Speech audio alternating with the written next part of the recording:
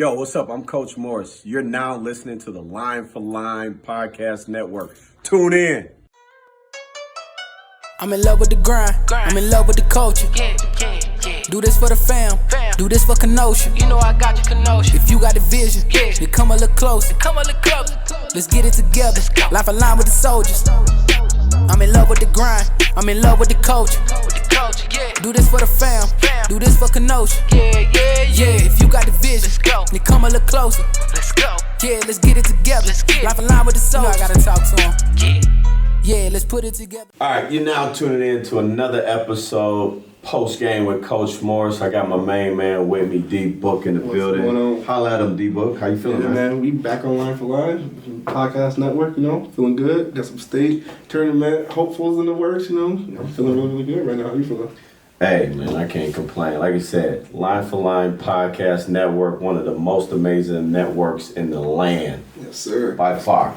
But let's get into it, man. We got three gentlemen who just punched their ticket. It's March Madness. Man, Saturday just seemed like really, really awesome for me as a basketball fan, but for you as players, I'm sure it was totally different, and we'll get into that. But just introduce yourselves. Kenny, we'll start with you, then get Devin, and then Jack. But introduce yourself, let people know a little bit about you. My name's Kenny Garth. I go to Westosha Central, and I play basketball.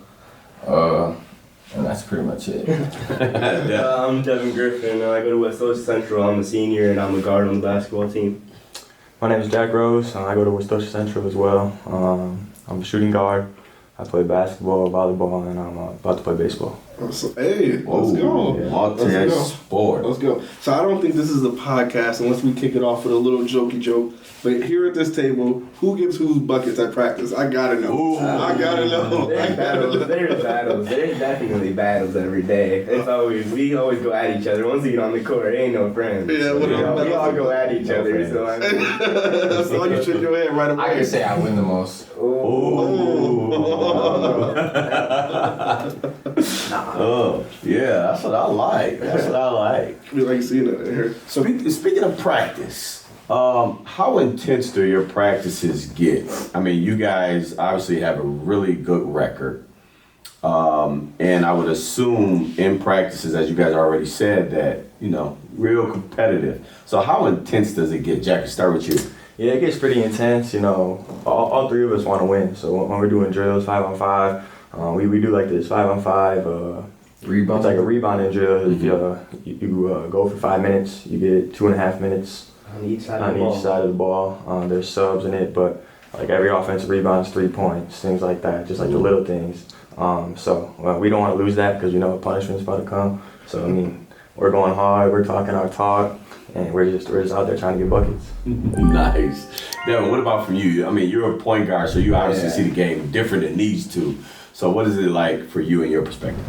We kind of got to bring it as leaders of the team, us being the seniors. So, the intensity is on us. We make that pace. We set the tone for the team. So we bring it every day, and our intensity gets crazy. Sometimes the coaches gotta tell us, like, hey, we not do this drill today because the guy might get hurt. We go at each other hard. So we prepare ourselves for the games and put ourselves in good situations. Excellent. And then Kenny G, from you, what do you think? How intense does the practices get? They're pretty intense. We always dive on loose balls. Guys are always on the floor, elbowing each other, jumping, colliding. Jacob always colliding with people.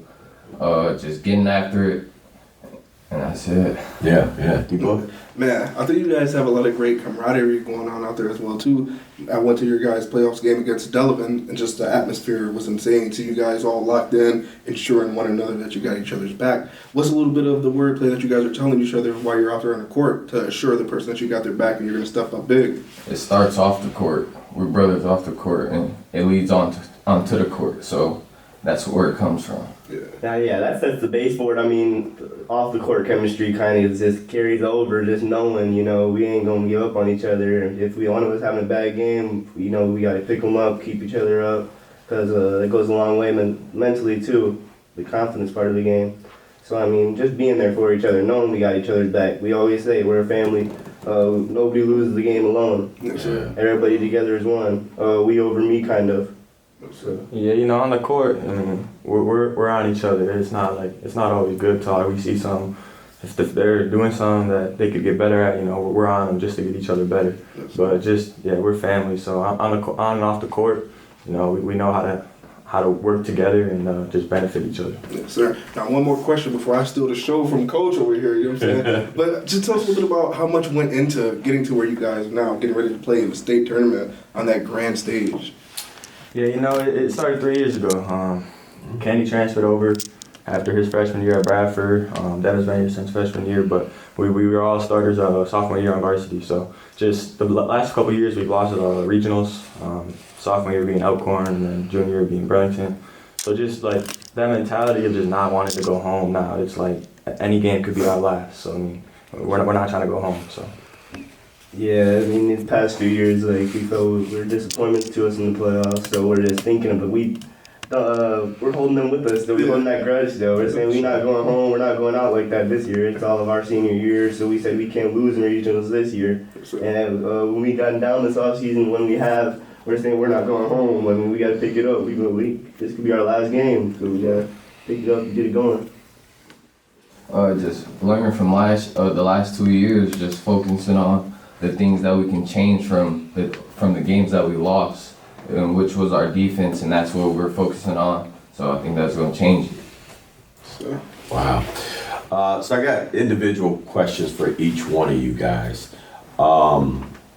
So Kenny, you made the transfer from Bradford, as Jack said earlier. What made you transfer, and then now looking back, do you think that was the best decision for you? Some basketball wasn't the main reason. It was some things at home that kind of led that, but it was a great switch for me. The Central had a great coaching staff, and I knew a couple of the boys on the team already that were already my close boys since we were younger. So I knew it would have been a great atmosphere for me in the Central. I went to a couple of Central games my freshman year to watch them, and they got a good atmosphere and crowd. So I was like, it's for me. Yeah. Nice. Devin, with you being the point guard, I would say that's probably the toughest position. How do you kind of handle all of these personalities and kind of keep everybody happy? I think it's a developed skill from over the years. I mean, throughout my whole life, I've been a point guard. So throughout the years, I kind of just learned how to just adapt to every person and situation, kind of, and just be able to be there for everybody and everything that happens on the court, because a lot of things can happen in basketball games, and the point guard always got to be the guy to keep his cool. So I can't be out there yelling at the guys and things like that. So I kind of just got to remember to stay calm and just be there for everybody when they need me. Yeah. And then Jack, for you, following you guys, you get a lot of attention. How important is it for your teammates to produce? Yeah, no, it's really important. I think the role players on our team have done a great job this year, just like adapting, accepting their roles.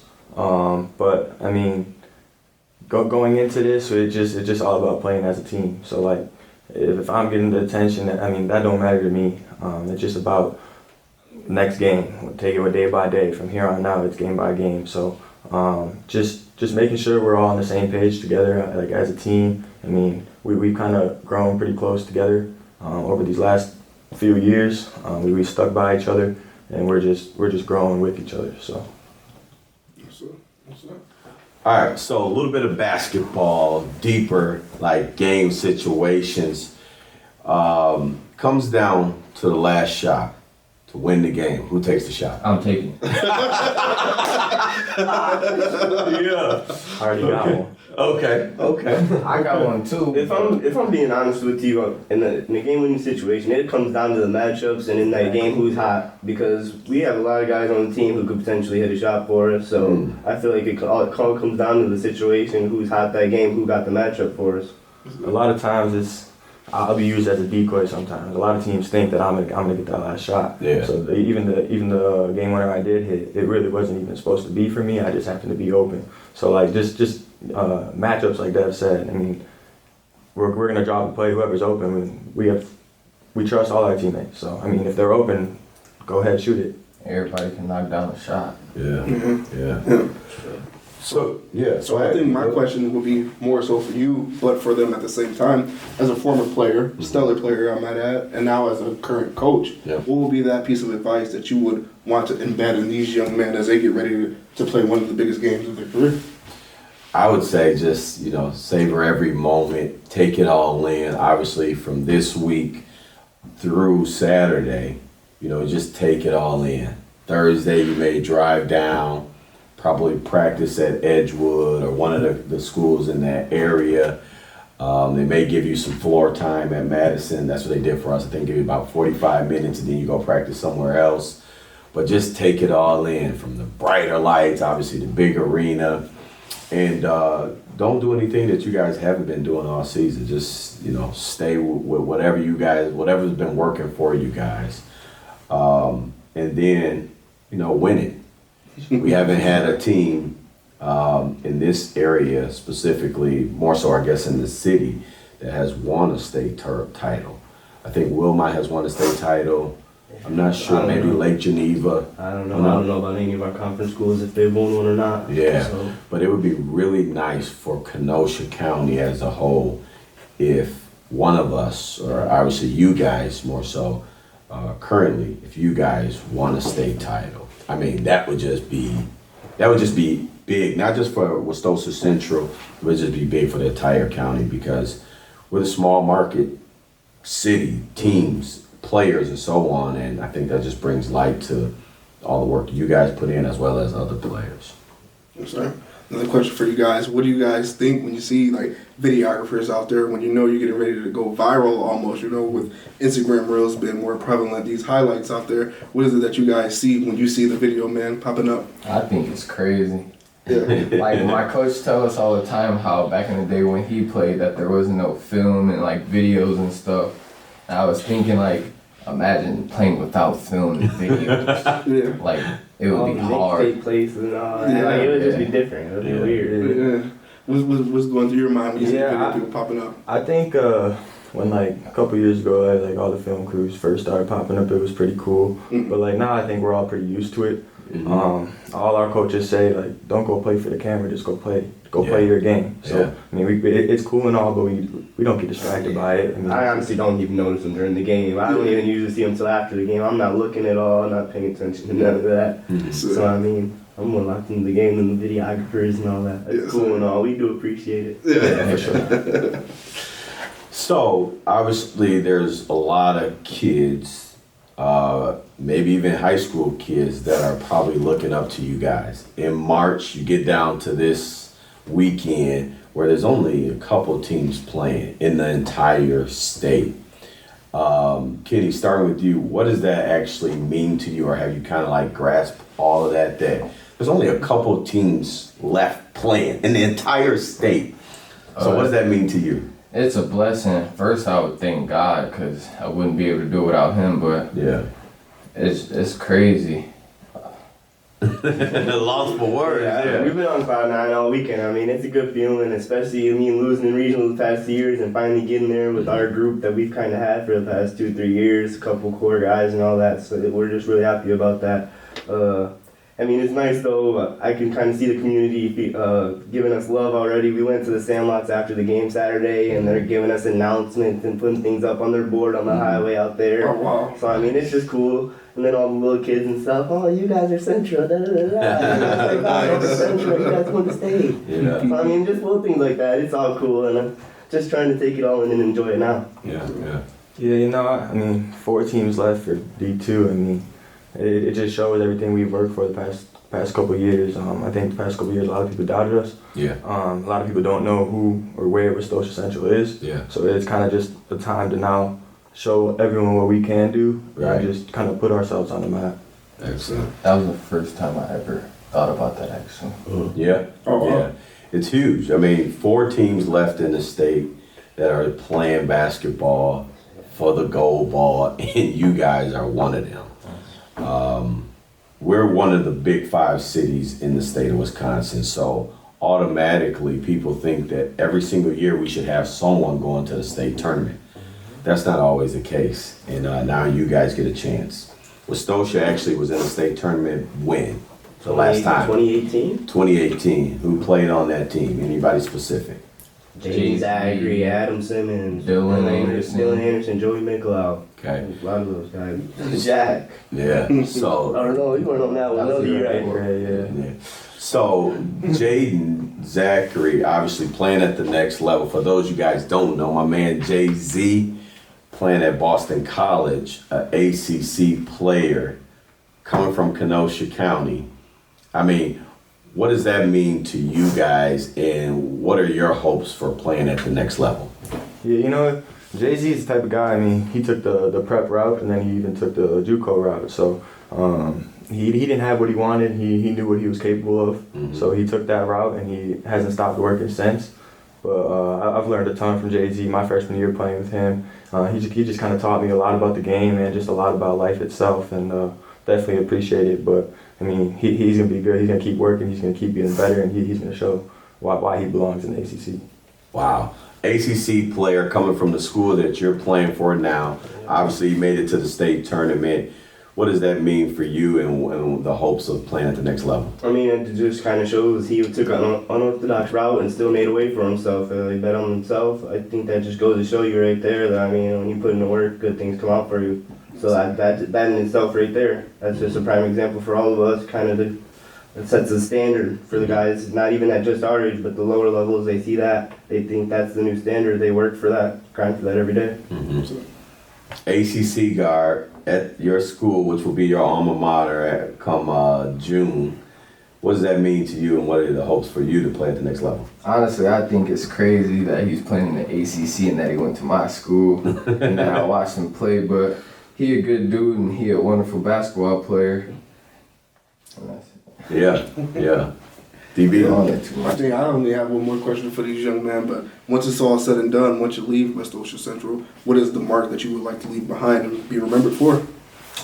Yeah, I think we do a good job of just staying positive and just like all those little kids around. They look up to us. So just being the best role model we can be, and just it'll set the culture and just help the environment out for years to come.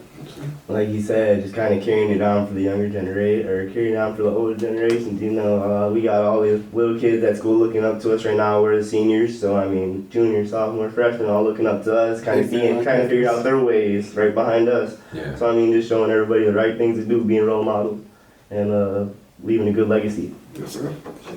Just trying to teach everybody the right thing to do and keep our younger guys in line to try to be like us, but not just like us, but be similar in certain ways. Excellent. So I gotta bring in, parents and support.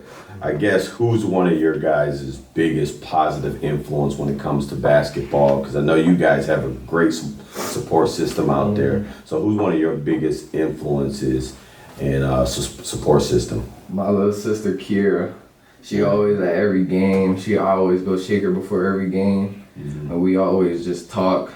Always just give me Skittles. Nice. Just a little sister thing. Yeah.